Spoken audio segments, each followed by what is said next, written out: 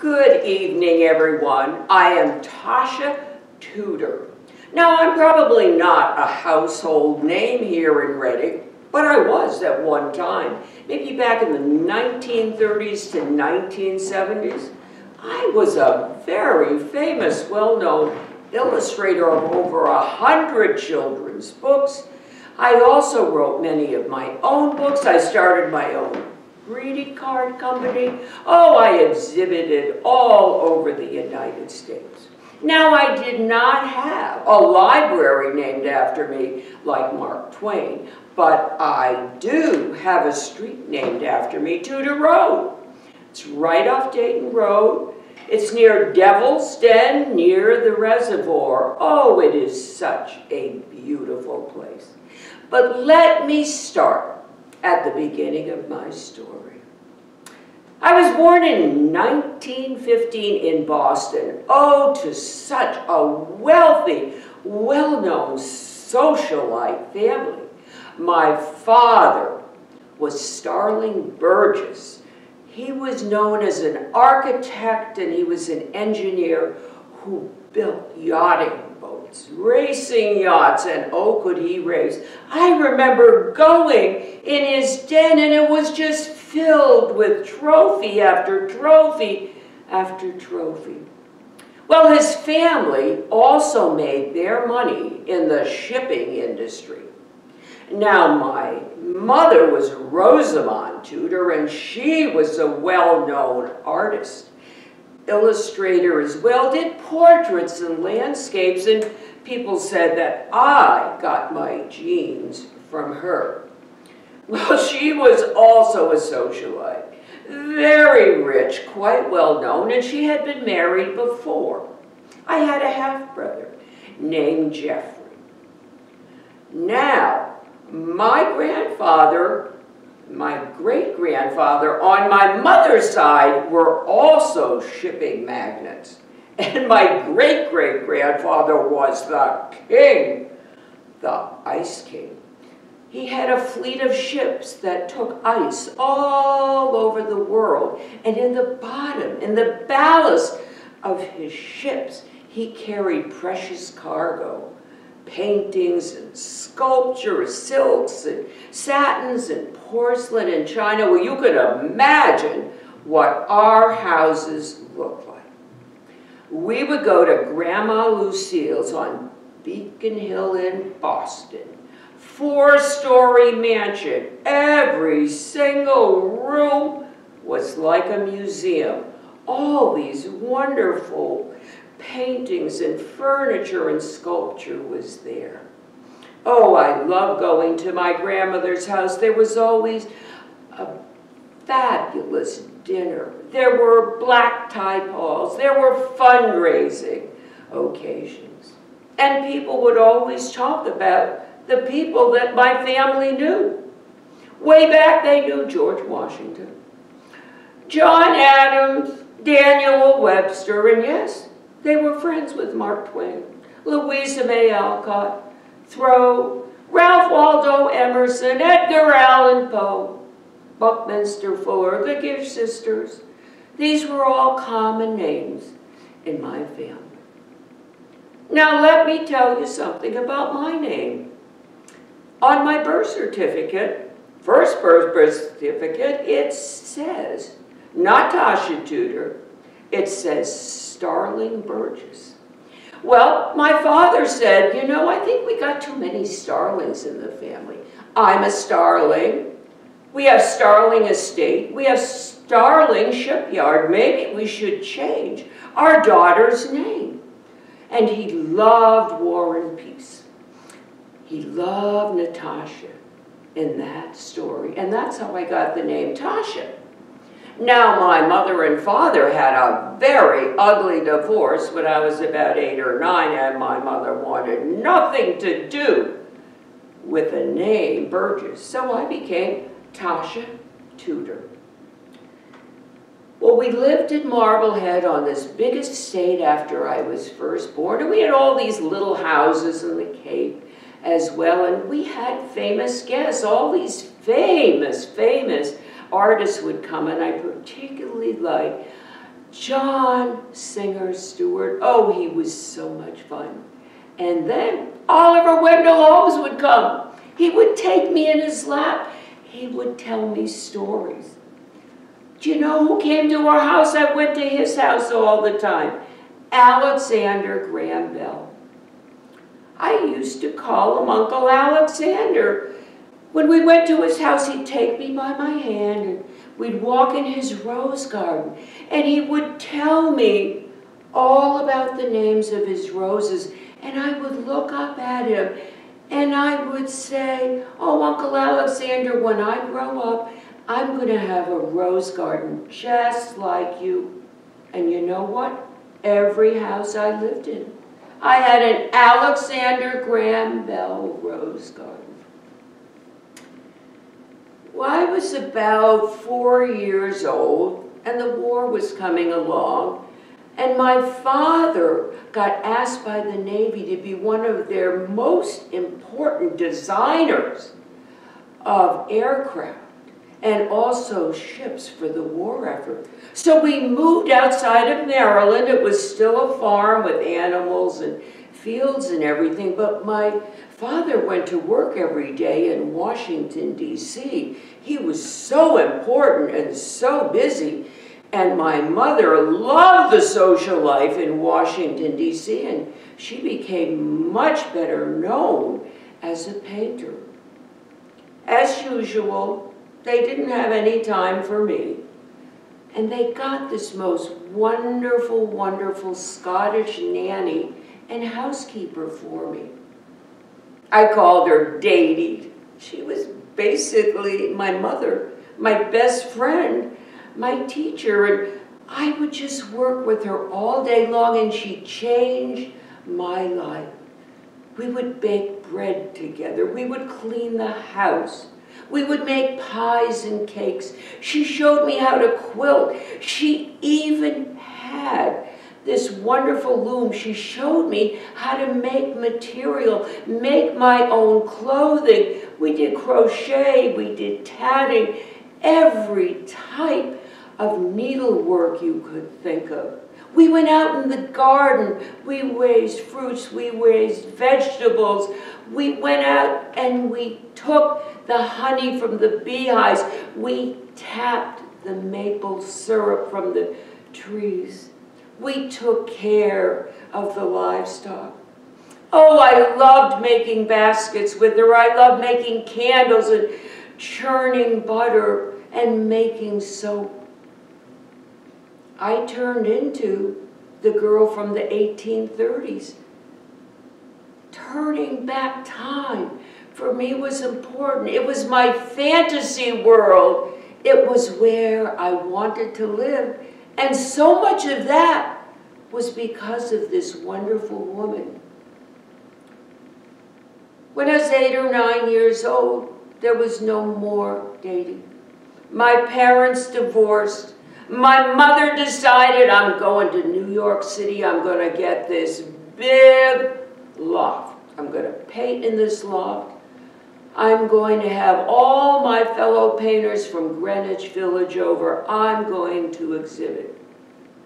And that's what she did. After a short while, she discovered this was not the best place to raise me and my brother, especially since I was the girl from the 1830s.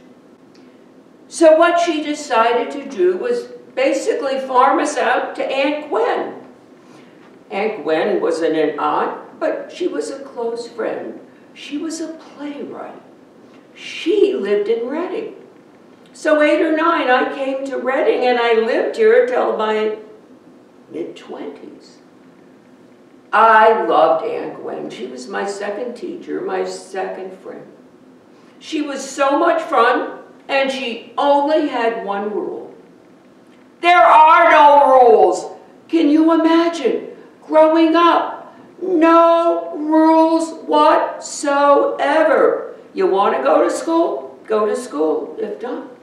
What this did for my creativity was absolutely amazing. I could get up when I wanted, go to bed when I wanted. I could eat what I wanted or not eat. If I wanted to jump off a bridge or a cliff, I could do it. If I wanted to have a campfire or make a mess or whatever I wanted to do, I could. Oh, my brother and I had so much fun. We built tree houses. We lived out in the woods in caves and in tents. And because my father built boats, we would build these beautiful little wooden boats that we would whittle, and we put candles in them. And we would sail them in the streams in this place in Reading. The other great thing about this wonderful, wonderful woman, Aunt Gwen, is she exposed us to theater arts.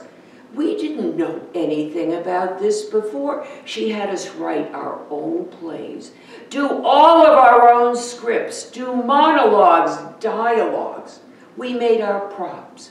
We made elaborate stage sets. Oh, the scenery that we drew. We put on the most major productions that you could imagine for little children. And Aunt Gwen also loved marionettes and puppets. And we would use these and make our own marionettes and our own puppets. Oh, I treasure these days. And I treasure how much I learned from living in Reading and living with Aunt Gwen. Well, after Gwen, my mother decided, you know, Reading is a pretty special place. You know, I think I need to buy my own place in Reading. You know, I need to spend more time on my painting and less time socializing. So my mom looked all over in the Reading area. Oh, I am so glad she found the place that she did. It was on the end of a dead-end road, as I said, right near Devil's Den and by the reservoir off Dayton Road. 20 pristine acres. There were fields and there were gardens, there were chicken coops, there were beehives, there was this big red barn, there were carriage houses. There was this beautiful one-room schoolhouse with this pot-bellied stove, and that's what really sold my mother on this house. Because she turned this into her studio, and whenever she was there, we would spend all day. This was our secret little special place. And I would make herbal teas, and I would bake, and I would bring out the goodies, and I would sit beside my mother. My mother really never showed me how to paint. I had the genes, and I guess I just watched her, and that's how I learned how to paint. From her, I learned how to mix the paints and look at shadows and lightings and different type of perspectives and how to use models. I would just watch her, and you know, she might say something like, you know, maybe a little more yellow on that flower. Or, you know, maybe, why don't you add another character way in the back in your picture? But what she said the most that I really appreciated was, you know, Tasha, you are very talented. You are going to be a much better painter than I ever was. Do you know how this warmed my heart? Yes, it was so much fun in this house. We spent more time than we just about spent anyplace else.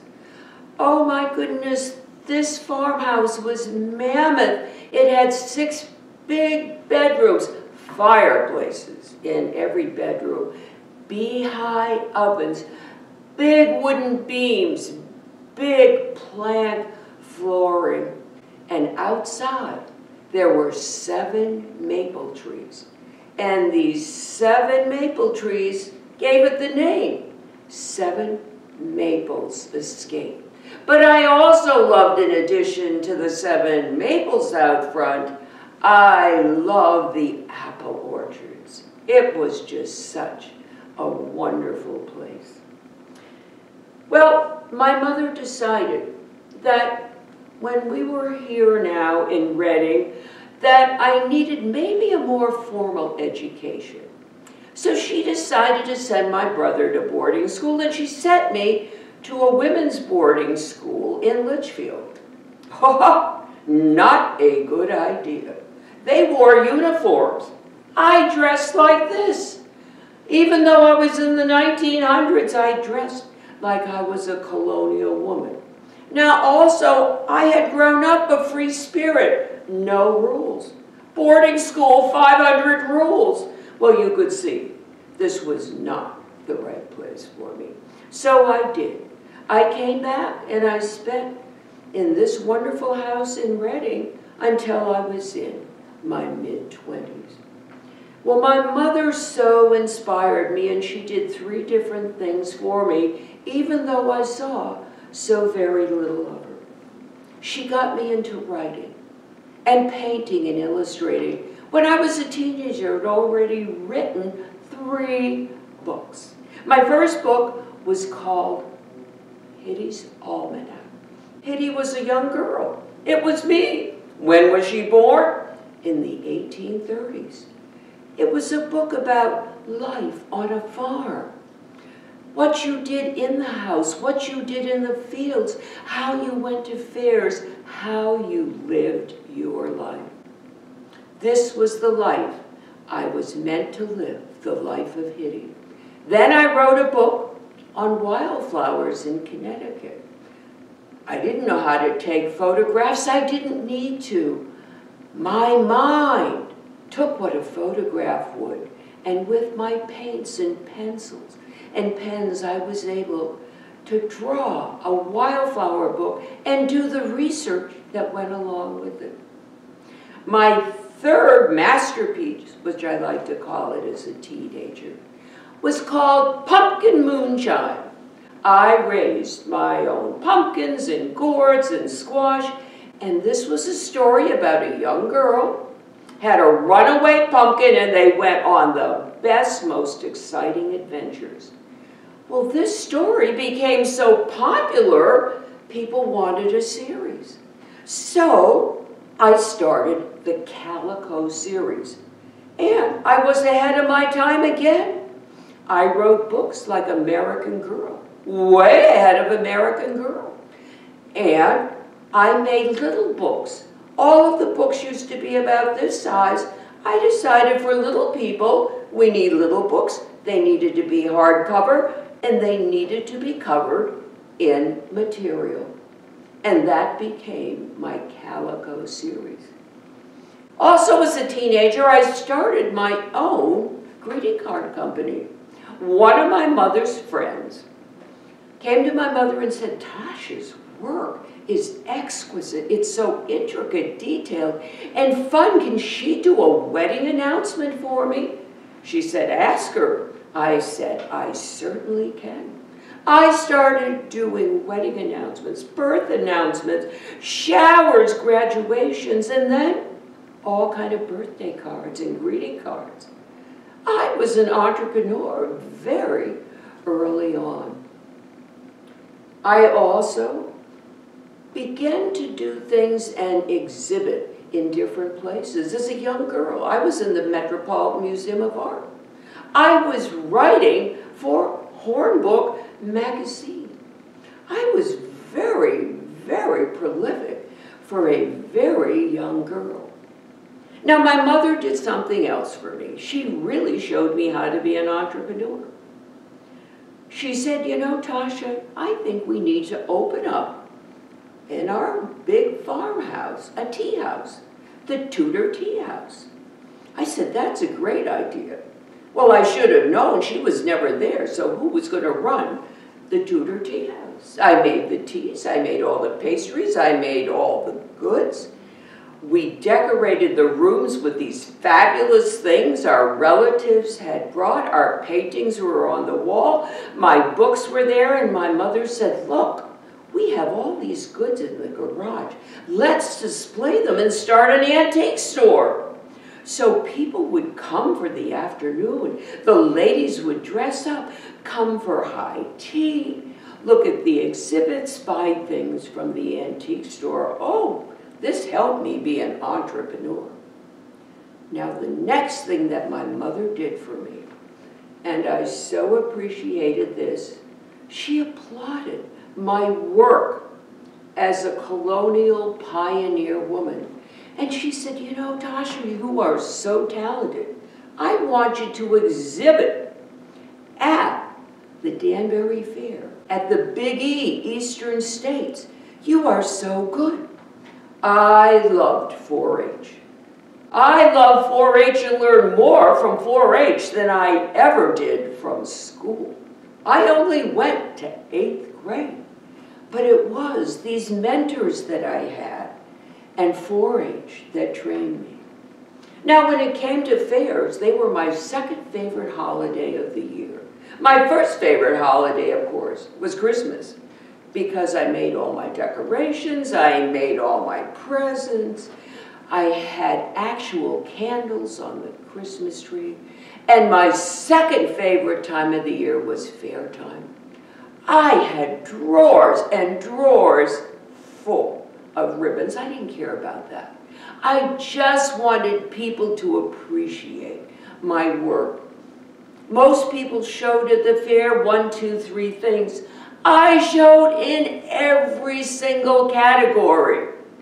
The livestock, the small animals, the flowers and the cut flowers, the growing of fruits and vegetables, the canning, the basket weaving, the quilting, the making your own clothes, the weaving, the crochet, the knitting, every category, whether it was soap or beehives or maple syrup or basketry, I was showing. I was winning ribbons. I loved living in Reading. This was the time of my life when I grew the most. Also in Reading, something very interesting happened to me. I had never dated before. Who is going to want a date? A woman from the 1830s, dressed the way that I am, doesn't go to school, looks at life in a total fantasy world. Well, there was young man from Reading. His name was Tom McCready. And Tom McCready was very fascinated and taken by me. He had never seen anyone like me. Well, we fell very, very much in love. He asked me to marry him. I was only in my very early 20s, and I could not have been more happy, because what could I do? I could throw a colonial wedding. I wore my great-grandmother's dress. I made it fit me perfectly. I did all of the decorations outdoors. I cooked all of the food. I made all of the invitations. I made all of the favors. I later wrote a book, How to Throw an Early American Wedding. Well, we kept living at my mother's house on Tudor Road. It was so big and she was never there. I had my first son, Seth, while I lived in this house. And I had my first daughter, Bethany, while I lived in this house. I was very happy. Probably the happiest times in my life were right here in Reading. Well, after Reading, we decided to move to New Hampshire. My husband had a job, and we went to Webster, New Hampshire. I was fine with New Hampshire. I had traveled all over the world for book signings. My books were translated into 7 different languages. And I said to my husband, we have to live in New England. So I was fine with New Hampshire. But New Hampshire could have been part of my downfall. We found a home, a farmhouse with a barns, not a one-room schoolhouse, but the fields and the apple orchards and everything that we had had before at my mom's, except for one thing: no electricity. We had to cook over a wood stove.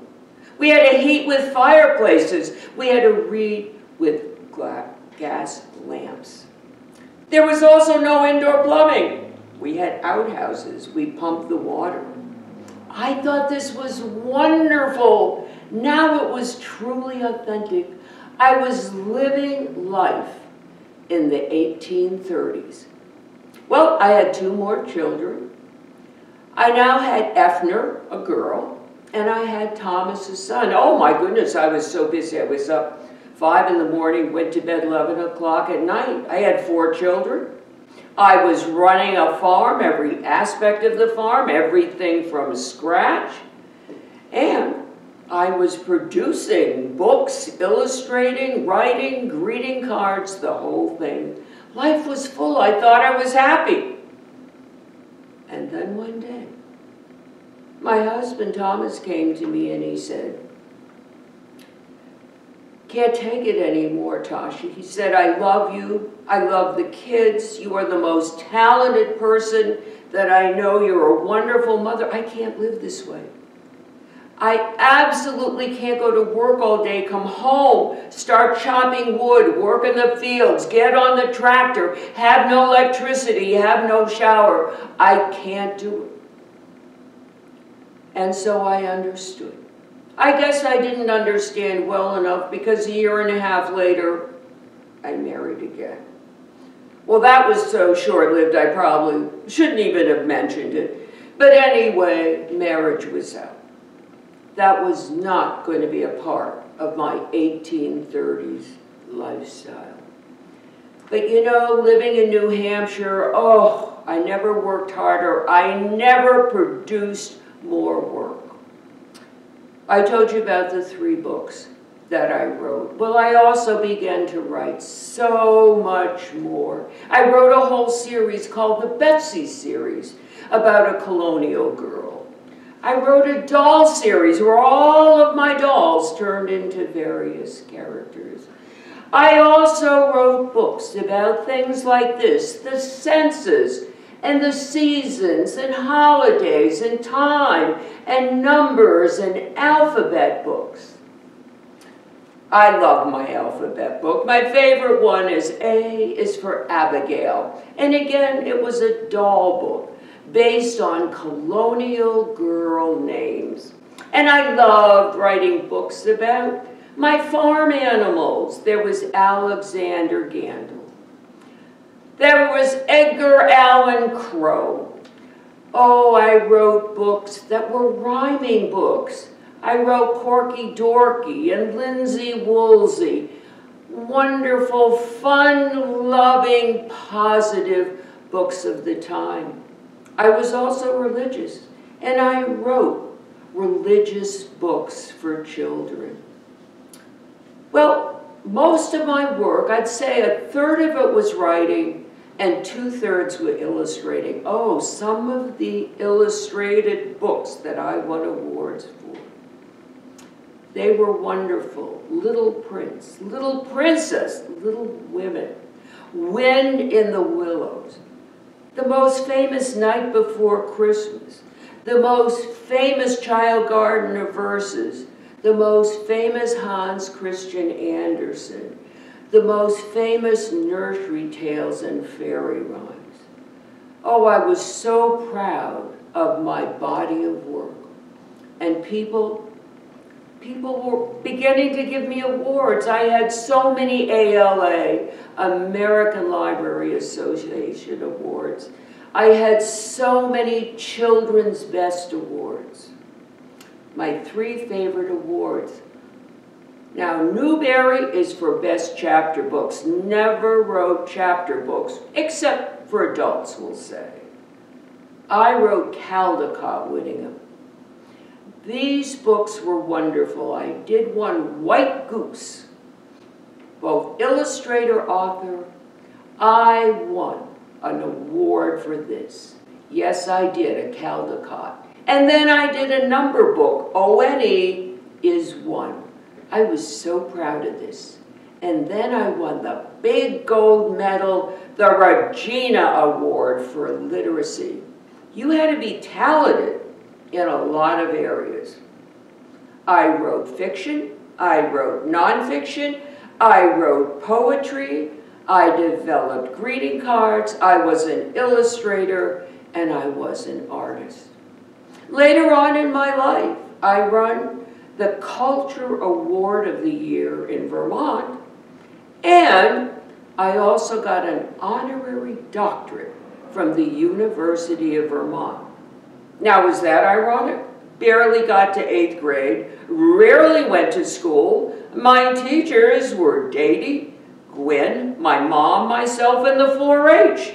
So it's not all about the years in college. It's what you learn. Well, I also exhibited in many areas. I had more exhibits at the Metropolitan Museum of Art.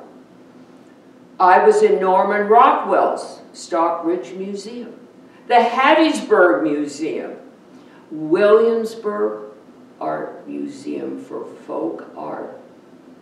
And I was also in the Dutch Mill Museum in Pennsylvania. My name was out there at one time. People knew Tasha Tudor. My late 50s, my son Seth, who I was so close to, spent every day of his life with me, was my caregiver at the end when I had stroke and heart problems, said to me, "Mom, I think we need to downsize. We can't carry this whole farm. I found this wonderful place in Brattleboro, Vermont for you. And you know what we're going to do? I'm going to design it. You're going to help me. We're going to build it from scratch." Oh my goodness, this is what we did. It took us 4 years. It was so very worth it. My son milled all the lumber, made it into wood. He was a blacksmith. He knew how to make the nails, the latches, and so on. Everything was made as if in the 1830s, my dream year. This cottage was called the Corgi Cottage.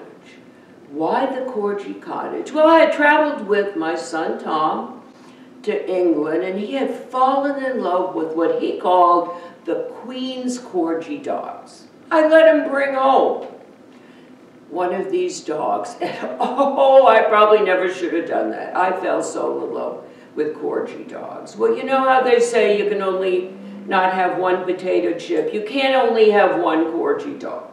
I had 13 or 14 at a time in the Corgi Cottage. They were smart, they were funny, they were clever, they were mischievous. They were my best friends.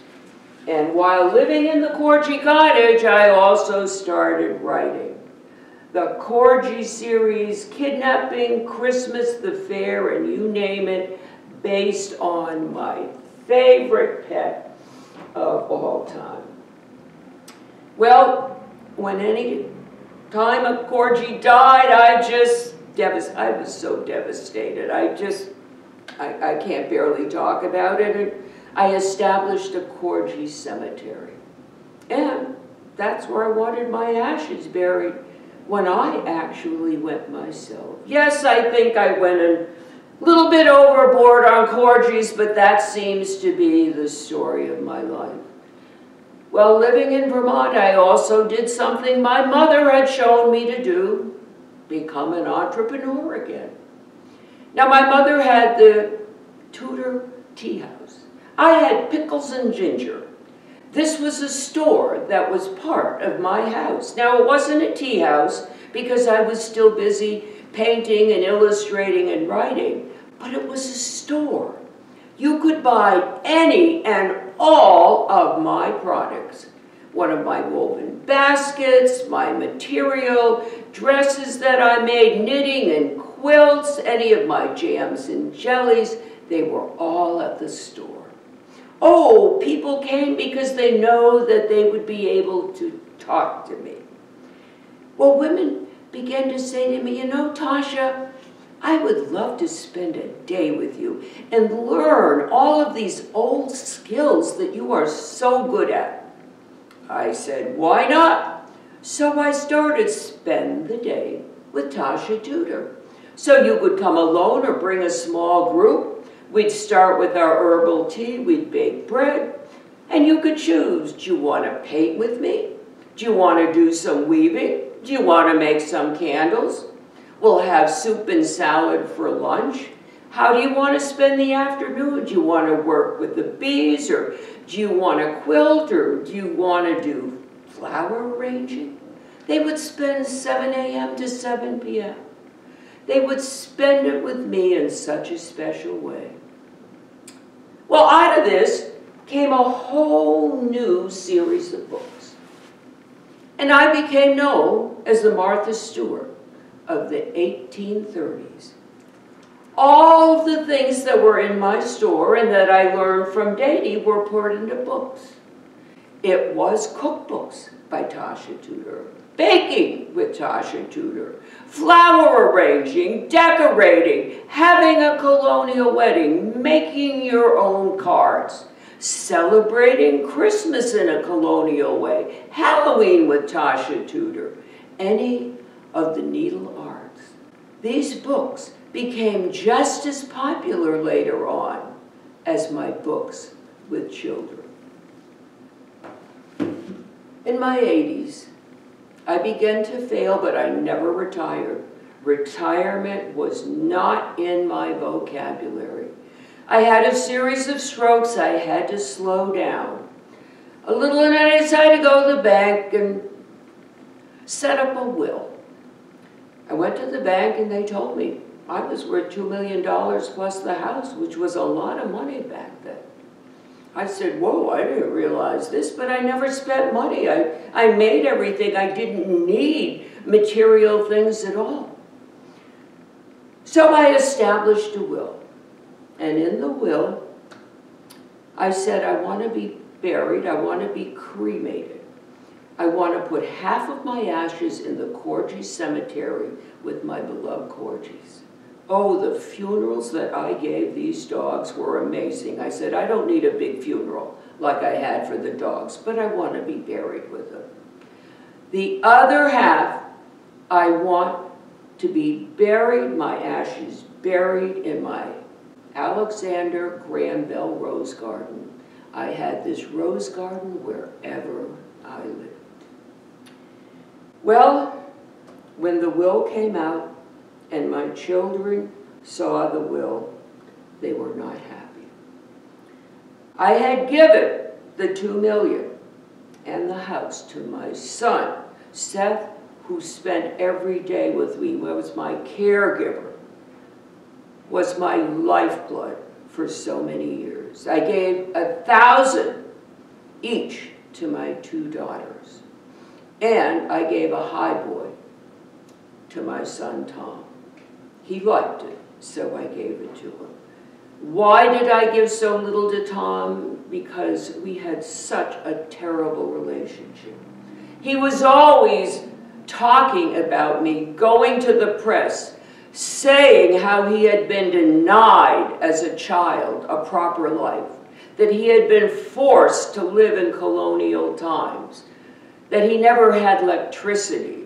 He never had indoor plumbing. He didn't go to school. He had handmade clothes. He couldn't go to the movies. He couldn't go shopping and buy presents. He couldn't listen to the radio. He was so denied.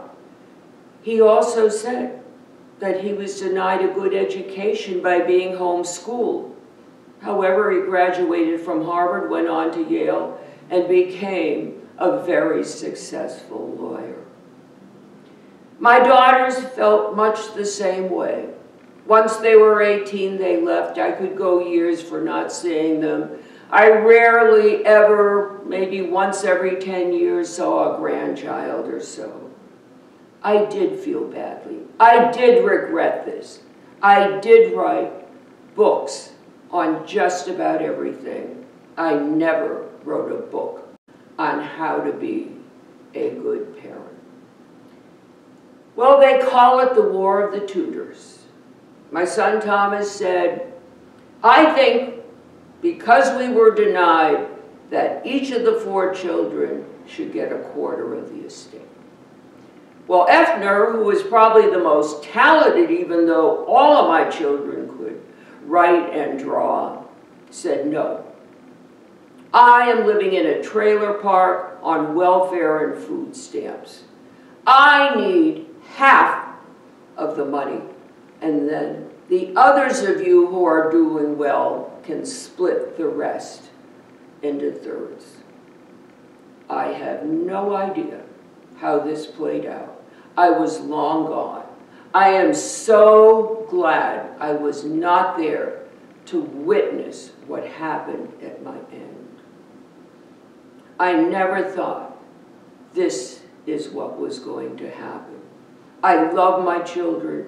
I was dedicated to my children. I do now understand. I was too obsessive. I wasn't compliant enough. I should have probably learned from my husband what had happened. And yes, I did live in a fantasy world. But you have to understand that when you're brought up and you really don't see your mother and father, and they're more like an occasional friend that visits and not there for you, living in a fantasy world helps you to get through life. So I'm not being defensive, but I'm saying I did need to rethink this, and I'm sorry my life ended the way that it did in regard to my 3 children. However, I am so happy that I made a difference in the world of children's literature, illustrating, being an author, in the world of greeting cards, women entrepreneurs, starting different businesses, having different types of exhibits all over the world. I am pleased. And when I look back and I think of Reading, oh, I can't say enough. This was my growing period. This is where I was learning everything. Yes, I produced more in New Hampshire, but without Reading, and without Gwen, and without Dady, I really don't know where I would be. And I do suggest that someday you take a ride, Dayton Road, go to Tudor, go to the end, it's a dead end. Everything that I explained is still there, you will see it. And if you want to learn more about me, and you're near Brattleboro, Vermont, there's my museum. Yes, I have my own museum where you can learn more about me. And I hope that when you think about women in Reading, and you think about Elsie Hill and what she did as a suffragette, and when you think about Anna Hyatt Huntington and her role as one of the first women sculptors, and when you think about Mary Travers and what she did for folk singing, I hope that you too will remember Tasha Tudor and what she did for children's literature.